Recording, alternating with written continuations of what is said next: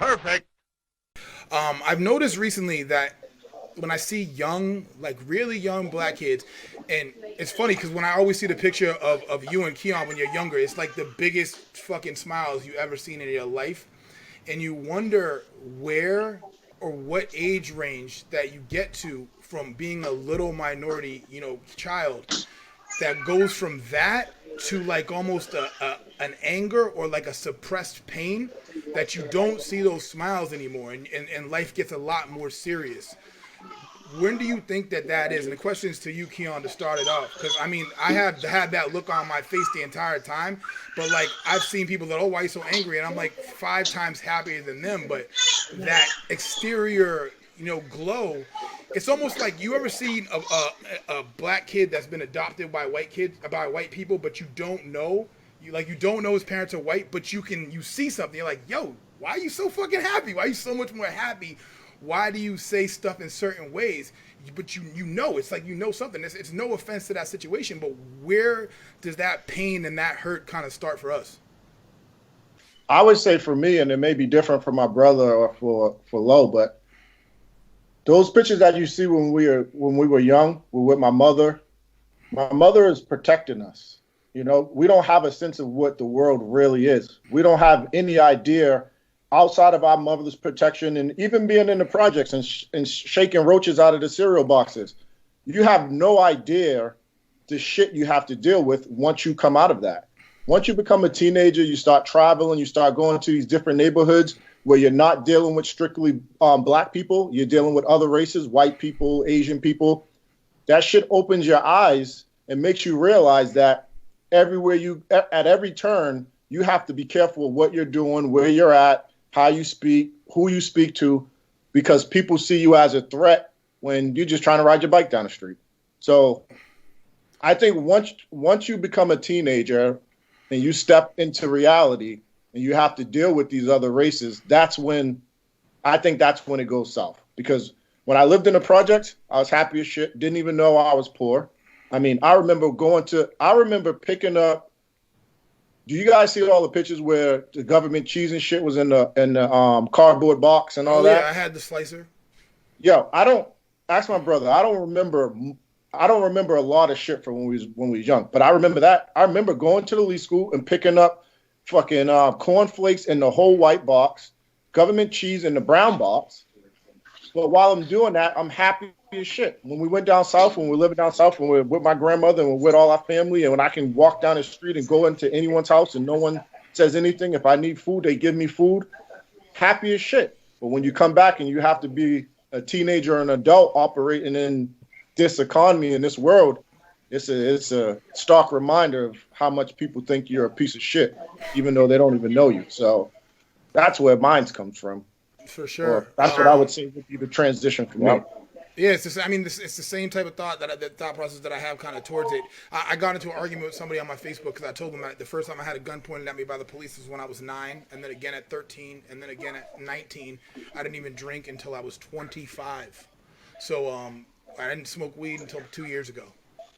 So when everybody's like, "Oh, if you just fucking obey the law, you're fine," and I'm like, "No, like you could be the best kid ever, and if you get checked at a certain age, it's almost like a let me keep you in line." But Lo, same question to you.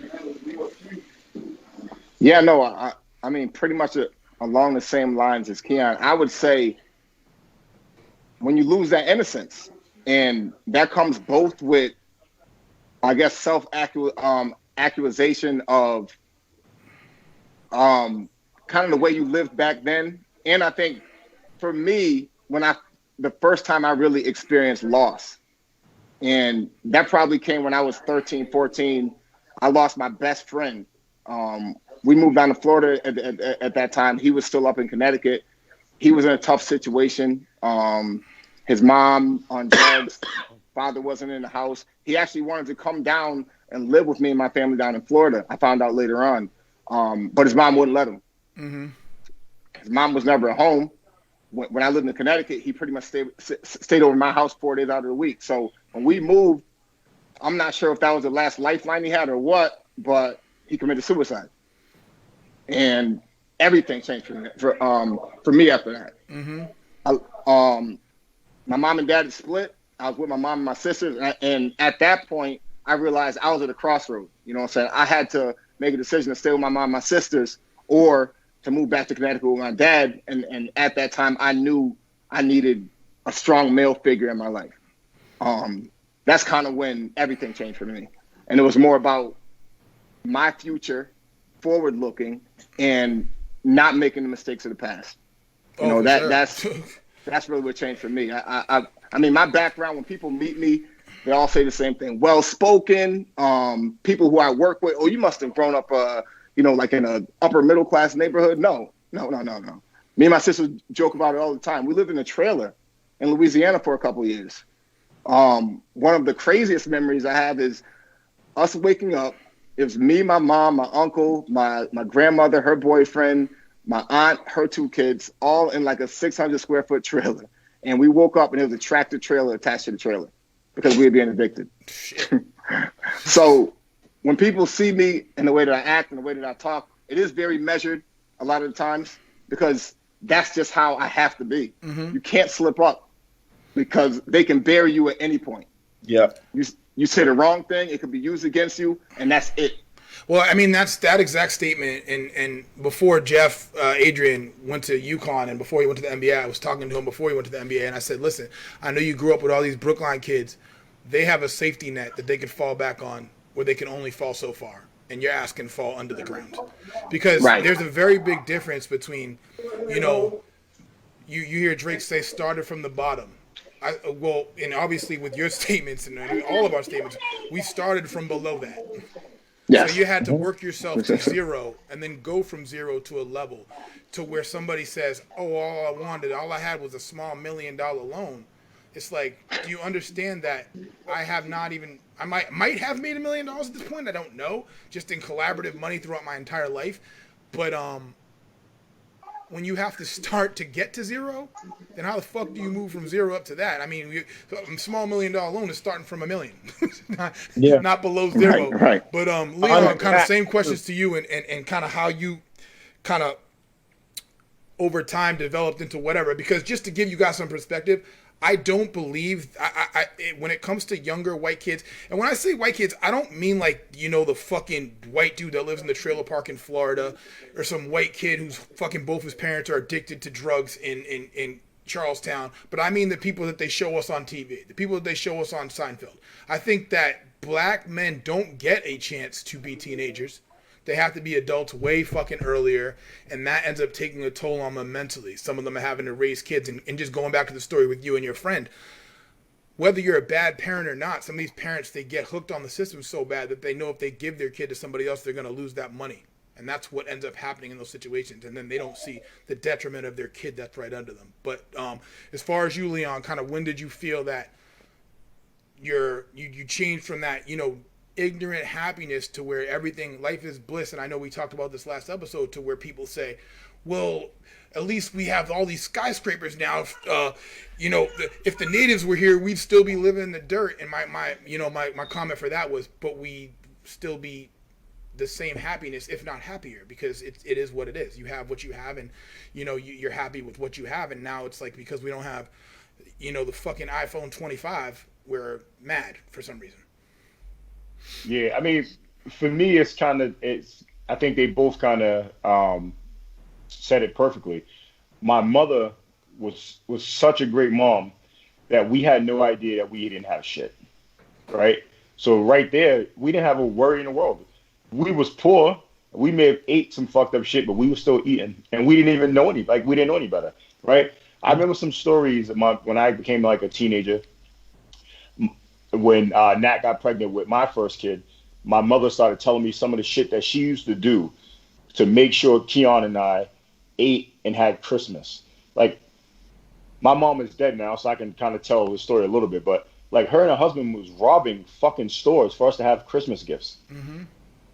Like, I mean, that's fucking crazy. Yeah. Because kids now, they don't even understand, right? You got moms out there who are prostituting to take care of these kids who are happy as shit. You get all the materialistic shit. You have no worries in the world, but your mom is out there literally in tears sleeping with some guy to take care of you. Your father's out here robbing, working some shitty job, dealing with some fucked up supervisor, making $9 an hour so you can have that ignorance of happiness, right? So for me, that changed because I didn't listen to my mother. Me and Nat's been dating since we were 14. My mother she was always 100. She's like, yo, I know y'all are having sex. If you keep doing this, Leon, you keep messing with all these girls, this is what's going to happen. She used to always say, she never lied to me. If you keep doing this, this is going to happen. So here I am. I'm under that bubble of my mom, and then I get Nat pregnant, right? I called home from college. I told my mother and her husband that Nat was pregnant, and they said, okay, what are you going to do? At that moment, I had to become an adult. The shit was over. It was over, right? That's exactly what they said. My mother said, I'm not taking care of no kid. I'm not giving you no money. Don't ask me for nothing because I told you what was going to happen if you kept sneaking around doing X, Y, and Z. So I left school and I got a job making $9 an hour, right, with no degree, right? So our first apartment, we move in. Nat and I really don't know what relationships are really about. We have a kid that's crying. You know what I'm saying? We're living in an apartment with no furniture in it. So immediately, we're both probably very fucking angry people because of our circumstances. Right? So for me, that's when it was. When I had a kid and my mom basically dropped me off the cliff and said, okay, you got to be a man now. I essentially became angry because now I'm out in the world making $9 an hour, working 7 days a week. And that shit almost sometimes felt like it was never enough. So it's like, yo, I'm busting my ass to make sure my family has everything they need, and it's not enough. Now, again, as a kid, I can guarantee you my mom felt the same way. Oh, yeah. I mean, I said, so it's funny because you said something in the middle of that. You said, people out there robbing and stealing and prostituting themselves. And the crazy thing about that is that, and I say this shit all the time, they do it to then tell you that your presents are coming down the chimney from a fucking white man. So now you're out here doing all this shit, killing yourself to not even take the credit for it in your own home. So you don't even demand the respect of what that is. And when I talk to a lot of like middle-aged white men, and I said that shit to somebody one time, and he goes, I didn't even think about it that way, because I didn't say Santa Claus. I said, hey, do me a favor, can I ask you a question? I said, would you bust your ass the entire year, work 60 hours a week, to tell your kids that a black man bring the presents down the chimney?